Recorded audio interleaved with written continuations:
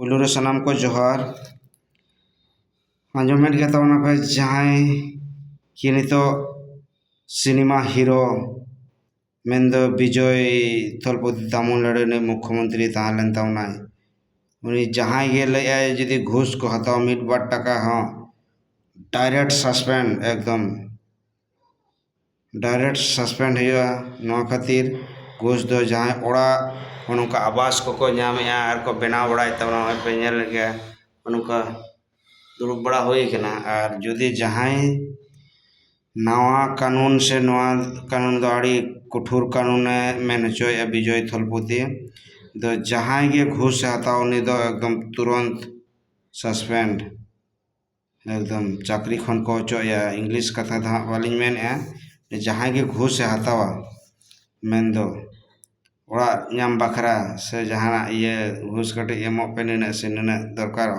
एखन तुरंत उनी दो उडुक दरकार कना उनी दो ओना मेन हचोया और तबे हुनु विजय थलपति अड़ी मारांग एक्टर से सिनेमा हीरो तहारन गया तबे उनी लका गे अब जतो हर को उयहरा से झारखंड दिसम ने जहां की मुख्यमंत्री उनका यदि उयहराय तालन विकास से आड़ीते गे लहासेन गरीब दुखी हको मांग सेन को लहा ना को लहा दाड़ेया उनका गे और ओना यदि अब जो यदि मुख्यमंत्री आंजम ᱧᱟᱢᱟᱭ से नय लेका नियम चलोआ एनखान घूस कोदो बांग को हताव के हरंग मिट बार टाका हूं ओना गेलिन लेया नोआ को आंजम आपे कथा को जास्ती करते शेयर अलबन हिडिन मा और उनका गे अब मुख्यमंत्री होय कामी मा सिदे आगाम 2009 सेन आरो जितकर ना एहक के नाम मा ओना गेलिन आसाया विजय थलपति लेका मुख्यमंत्री हेमंत सोरेन जदि जहां रेगे मेना मेया इया कथा जदि आंजम अबिन विजय थलपति लेका अबिन हो कामी ताउन बिन और मांग सेन आगाम अबिना जाजुक ना अबिन पीढ़ी